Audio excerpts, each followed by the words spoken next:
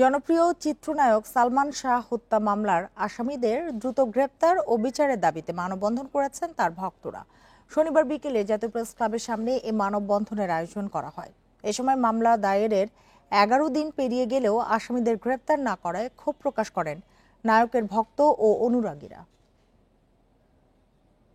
90-এর দশকের জনপ্রিয় চিত্রনায়ক সালমান শাহ মারা যান 1996 সালের 6 সেপ্টেম্বর। সে সময় স্ত্রীর দাবি ছিল তিনি আত্মহত্যা করেছেন, তবে তা মানতে পারেননি সালমানের বাবা মা। মিথ্যা বানোয়াট কথা, আমার ছেলে আত্মহত্যা করে নাই। আত্মহত্যার প্রমাণ তো তাদের কাছে নাই কিছু। আল্লাহর কাছে আমি চেয়েছি যে আল্লাহ সত্যটা উদ্ঘাটন করে দাও। প্রথমে একটি অপমৃত্যুর মামলা করেন সালমানের বাবা কমরউদ্দিন আহমদ চৌধুরী। পরে 1997 সালের 24 জুলাই সেটি হত্যা মামলায় রূপান্তরের আবেদন জানানো হলেও তা গৃহীত হয়নি। তবে চলে দীর্ঘ তদন্ত। সবশেষ 2020 সালের ফেব্রুয়ারিতে পিবিআই জানায় সালমান শাহ খুন হননি। তাতে নারাজি দেন সালমানের মা নীলা চৌধুরী। এরপর দীর্ঘ প্রায় 29 বছর পর গেল 20 অক্টোবর আদালতের নির্দেশ এলে পরদিন রাজধানীর রমনা থানায় অপমৃত্যুর মামলাটি হত্যা মামলায় রূপান্তর করে এতে আসামি করা হয় 11 জনকে। ন্যায় বিচারের দাবিতে শনিবার জাতীয় প্রেস ক্লাবের সামনে মানববন্ধন করেছেন জনপ্রিয় এই নায়কের ভক্তরা। 29 বছর পর সত্য উদ্ঘাটন হয়েছে। এখন আমরা চাই দ্রুত আসামিদের গ্রেপ্তার করা হোক। অন্যায়কারীরা আল্লাহ কখনো ক্ষমা করেন না, আর আশা করি এখনো ক্ষমা করবেন না। আর এতদিন বিচার হয় না, এখন বিচার হবে। ভাই খুন হয়েছে, সহ্য করতে পারেনি। আমি তো এটা পুরুষ মানুষ, আমাদের একটা ট্রমায় চলে গেছিলাম, কিন্তু আমরা তো আমাদের ভাইকে আমরা পাইনি এখনো। সালমানের মৃত্যু আজও রহস্য হয়ে আছে। এবার তার জট খুলবে এবং অপরাধীদের শাস্তি হবে বলে আশা ভক্তদের। সালমান শাহকে নির্মমভাবে ব্রুটালি 29 বছর আগে হত্যা করা হয়েছে। আমাদের একটাই দাবি যে সকল খুনিদের আইনের আওতায় আনা হোক, তাদের বিচার করা হোক, তাদেরকে ফাঁসির দড়িতে ঝোলানো হোক। 30 বছর তো ওনারা জামিনে ঘোরাফেরা করছেন, এখন আইনি প্রক্রিয়াটা শুরু হোক। যে ওনাদের 30 বছর বলে আসছেন যেটা আত্মহত্যা, আর আমরা 30 বছর বলে আসছি এটা হত্যা। রাহিনুল ইসলাম রিঙ্কু, ইন্ডিপেন্ডেন্ট নিউজ, ঢাকা। এ নিয়ে আলোচনা করতে রাজধানীর মগবাজার থেকে আমাদের সাথে যোগ দিয়েছেন সুপ্রিম কোর্টের আইনজীবী রওশন আলী।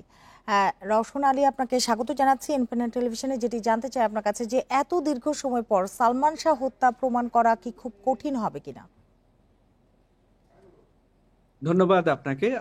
প্রকৃতপক্ষেই তো কঠিন হওয়ার কথা, কারণ 29 বছর পার হতে চললো। যে কোনো তদন্তকারী সংস্থা যখন এই মামলার তদন্তে হাত দিবে, নিশ্চয়ই তাকে এভিডেন্স সংগ্রহ করতে হবে। এভিডেন্স সংগ্রহ করতে গেলে দীর্ঘ এত সময় ধরে কেউ হয়তো এই এভিডেন্স সংগ্রহ করে রেখেছেন কিনা আমরা তা জানি না। তদন্তকারী কর্মকর্তাগণ যখন এটার মধ্যে ইনভেস্টিগেশনে নামবেন, তখন কিন্তু বুঝে যাবে যে প্রকৃতপক্ষে কতটুকু কষ্টসাধ্য হতে চলছে এই সালমান শাহর মামলায়। এবং এই মামলায় যদি এভিডেন্স ঠিকঠাক মতো সংগ্রহ করা না যায়, সেক্ষেত্রে কিন্তু একটা বিপর্যয় হওয়ার সম্ভাবনা থেকে যাবে। সেই জায়গা থেকে যারাই তদন্ত করেন না কেন, তাদেরকে অনেক চৌখস যারা ইনভেস্টিগেটিং অফিসার রয়েছেন তাদেরকে এখানে নিয়োগ দেওয়ার মধ্য দিয়ে কিন্তু এই ইনভেস্টিগেশনটা করা প্রয়োজন হবে। কারণ দীর্ঘকাল পার হয়ে গেছে। আপনারা জানেন এই মামলাটা একটা অপমৃত্যু জেনারেল ডায়েরি দায়েরের মধ্য দিয়ে 1996 সালে শুরু করা হয়েছিল। পরবর্তীতে এটা এফআইআর হিসাবে মামলাটা হয়। সেখান থেকে তদন্ত হতে হতে আমরা দেখলাম ইনভেস্টিগেটিং যে এজেন্সিগুলো রয়েছিল তারা কিন্তু রিপোর্ট দিল যে এটা হত্যা হয়নি। আজ এসে যখন এই মামলাটা নতুন করে একটা মোড় নিয়েছে, তখন কিন্তু নতুন যে ইনভেস্টিগেটিং অফিসাররা সেখানে নিয়োগপ্রাপ্ত হবেন, তারা কিন্তু সেটা ইনভেস্টিগেশন করতে গিয়ে অনেক এভিডেন্সের প্রয়োজন হবে।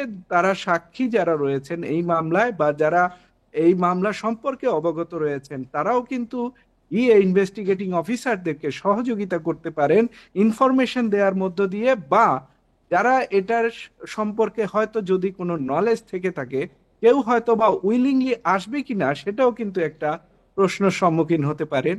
বা দেখা যাবে ইনভেস্টিগেটিং অফিসাররা হয়তো সংশ্লিষ্ট যারা রয়েছেন এই ঘটনার সাথে, বা তৎকালীন সময়ে ফুটেজ যদি থেকে থাকে, নিউজ পত্রিকা থেকে থাকে, সাক্ষাৎকার থেকে থাকে। আপনারা জানেন যে বিভিন্ন সময় ইউটিউবে এসে অনেকেই কিন্তু এই সালমান শাহ হত্যাকাণ্ড বিষয় নিয়ে অনেক তথ্য আর অনেক রকম ডিসক্লোজ তথ্য করেছেন। দিয়েছে, কথা বলেছে।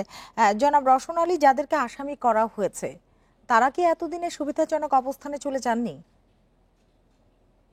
সেটা আসলে বলা কঠিন বিষয় হবে। আসামিরা সব সময় চাইবে সুবিধাজনক একটা অবস্থায় যাওয়া।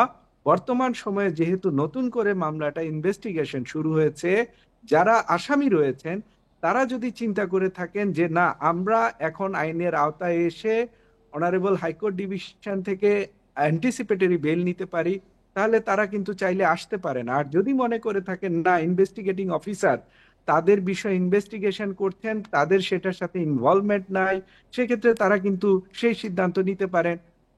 এটা ডিপেন্ড করবে আসলে, আমরা হয়তো যাদেরকে আসামি বলছি, বিভিন্ন মামলায় আমরা দেখেছি একজনের বিরুদ্ধে মামলা শুরু হয়, কিন্তু তদন্ত প্রক্রিয়ার মধ্য দিয়ে দেখা যায় যে মামলার সাথে প্রকৃতপক্ষে যারা সংশ্লিষ্ট রয়েছেন, মামলায় যারা প্রকৃত আসামি রয়েছে, তাদের কিন্তু পরিচয় অনেক পরেই চলে আসে। তো এটা পুরাই নির্ভর করবে ইনভেস্টিগেটিং অফিসার যারা থাকবেন তাদের ইনভেস্টিগেশনে বেরিয়ে আসবে প্রকৃতপক্ষে সালমান শাহ হত্যাকাণ্ডের সাথে কারা জড়িত রয়েছেন, কারা এইটার নেপথ্যে কারিগর ছিলেন, তাদের নাম হয়তো আমরা দেখতে জি, পারবো জনাব যদি রওশন আলী, যথাযথ কি কারণে তদন্তের সালমান মাধ্যমে। শাহ হত্যা সুরাহা এতদিনে হয়নি বলে আপনি মনে করেন?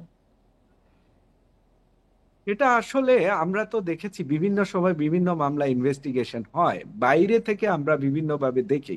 আদালতের যেই অবজারভেশনটা আমরা দেখেছি যে এই সালমান শাহ হত্যাকাণ্ডের মামলার বাদী পক্ষ যখন তারা রিভিশন করলেন দায়রা কোর্ট আদালতে, সেখানে কিন্তু কোর্ট নিজে থেকে এক্সপ্লেনেশন চেয়েছিলেন বা ব্যাখ্যা করেছেন যে সালমান শাহ হত্যাকাণ্ডের যে রিপোর্ট এফআইআর রয়েছে সেখানে দেখা যায় তার শরীরে আঘাতের চিহ্ন রয়েছে। তাহলে এই শরীরে আঘাতের চিহ্ন যদি থেকে থাকে, সেই আঘাতের চিহ্ন তো এমনি এমনি আসে নাই, সেখানে তাকে কেউ না কেউ আঘাত করেছে। অথচ আমরা দেখেছি পূর্বের তদন্তে বেরিয়ে এসেছিল সালমান শাহ নিজেই আত্মহত্যা করেছেন। সেই জায়গা থেকে আমরা বলতে পারি একটা যথাযথ যদি তদন্ত হয় এবং তার শরীরে কে বা কারা আঘাত করলেন, কিভাবে সে আঘাত হলো, কি আঘাত ছিল, কিসের মধ্যে দিয়ে সে আঘাতটা জি, করা বুঝতে হয়েছিল পেরেছি জনাব এবং রওশন তার আলী, আপনাকে মৃত্যুর যে অনেক ধন্যবাদ আমাদের সাথে যোগ দেওয়ার জন্য, আমাদের সময় দেওয়ার জন্য।